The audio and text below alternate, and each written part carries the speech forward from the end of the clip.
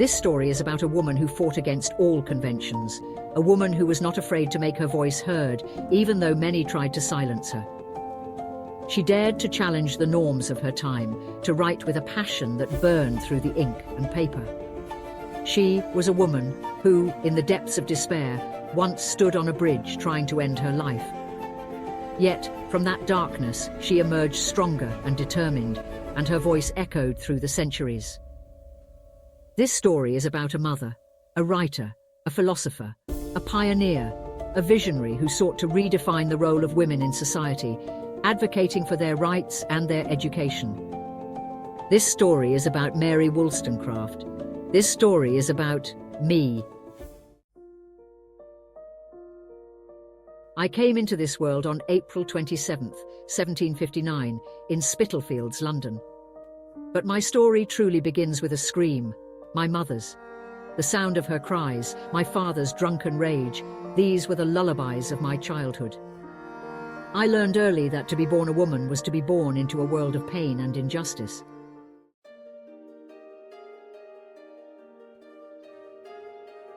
In those dark moments, I found an unexpected ally.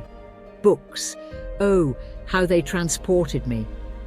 Each page was a window to a world where women could be more than silent sufferers. Those stolen moments of reading would shape the course of my life and the shape of history. As I grew, so did the injustice around me. I watched my brothers given opportunities that were denied to me and my sisters.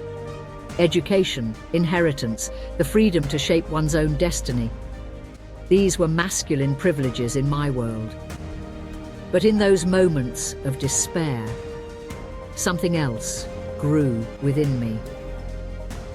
Was it determination, ambition, or perhaps madness? Even now, I sometimes wonder.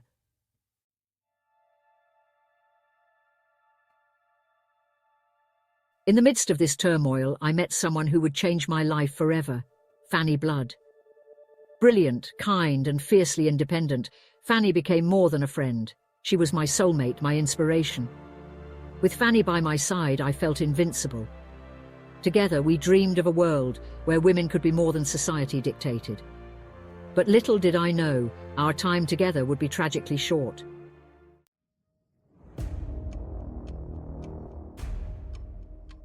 At 19, I made a decision that would scandalize society and set me on a path from which there was no return. I left home. Can you imagine the terror and exhilaration of that moment? A young, unmarried woman striking out on her own. I had no money, no connections, no idea of what awaited me.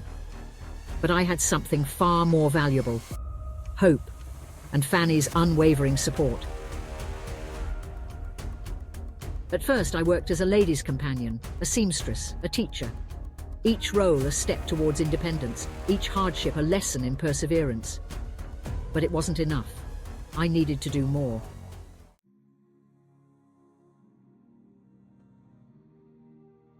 Therefore, at 25, Fanny and I did the unthinkable. We opened a school for girls in Newington Green. A woman educating other women. The very idea sent shockwaves through society. The backlash was swift and cruel. We were called unnatural, dangerous, corrupters of youth. But for every voice raised against us, we saw a young girl's eyes light up with the spark of knowledge.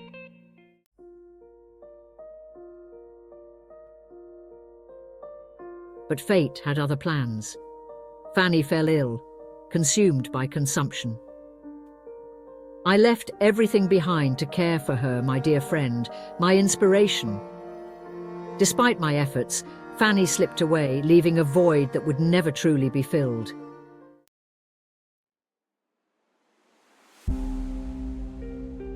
Devastated by loss, I turned to the only solace I knew: writing. The fire within me burned ever brighter, demanding more. I needed to reach more minds, to challenge the very foundations of our society. So I picked up my pen, and I wrote. Oh, how I wrote.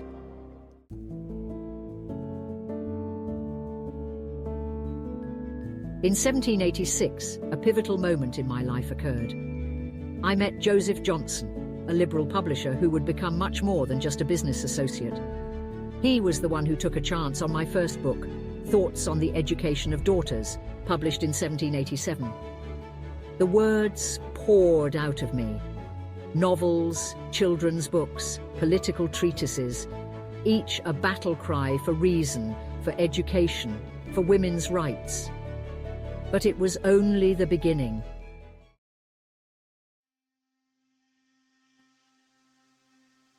When the French Revolution erupted in 1789, it was as if the world itself had caught fire. Here was a chance for real change, for the overthrow of tyranny and the birth of true equality. I threw myself into the debate, my pen, my weapon, my words, my ammunition. Something was building inside me, a pressure that threatened to explode. Was this inspiration or madness? Looking back, I wonder if it was a bit of both.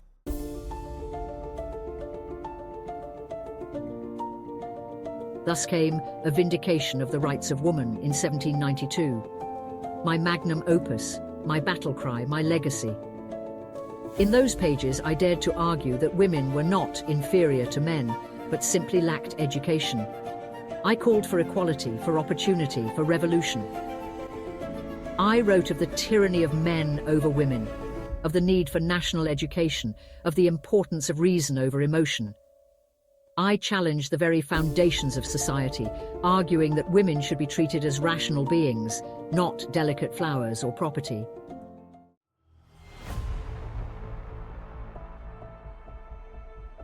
The response was explosive.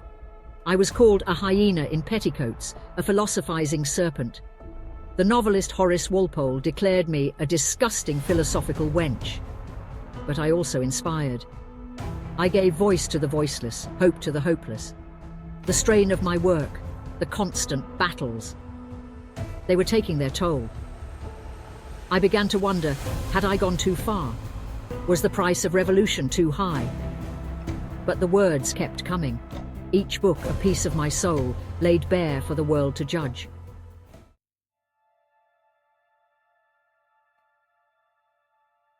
Amidst the storm of controversy, I found love. Or at least, I thought I did. Henry Fuseli. Brilliant, passionate, married. Our connection was immediate and intense. We shared ideas, dreams, everything except a bed. In my passion, I proposed a radical solution, a platonic living arrangement with Henry and his wife. Can you imagine the scandal? But it was not to be. Rejected, heartbroken, I made a decision that would change the course of my life.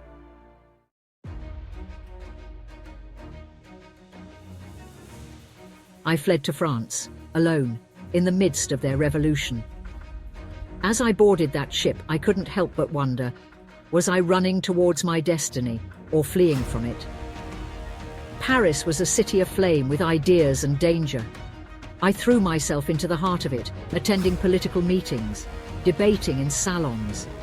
I wrote an historical and moral view of the French Revolution, capturing the tumultuous events unfolding around me.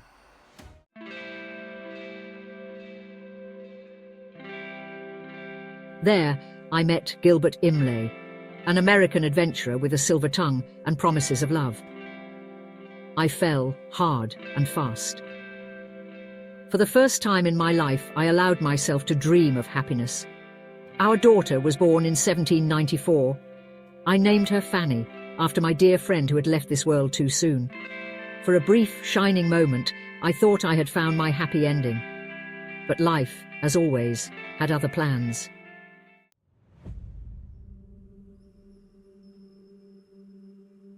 Imlay grew cold, distant. The man who had promised me the world couldn't even give me his fidelity. The pain. Oh, the pain was unbearable. On a cold October night in 1795, I threw myself off Putney Bridge into the Thames.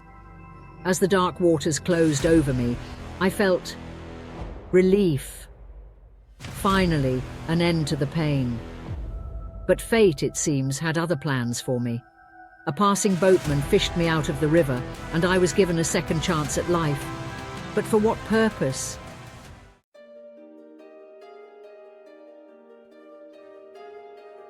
When I had all but given up hope, I met him. William Godwin, a kindred spirit, a fellow radical.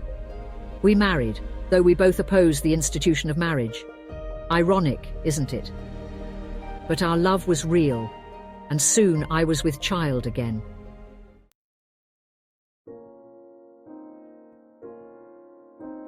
As I lay there, giving birth to my second daughter, I couldn't help but reflect on my life.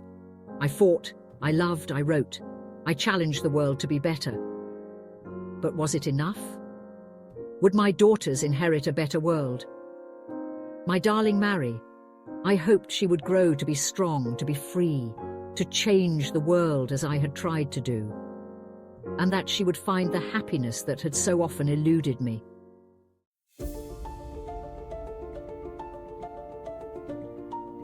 I didn't live to see my Mary grow up. Childbed fever took me just days after her birth, but my spirit, my ideas, they lived on. My Mary, my brilliant, radical Mary.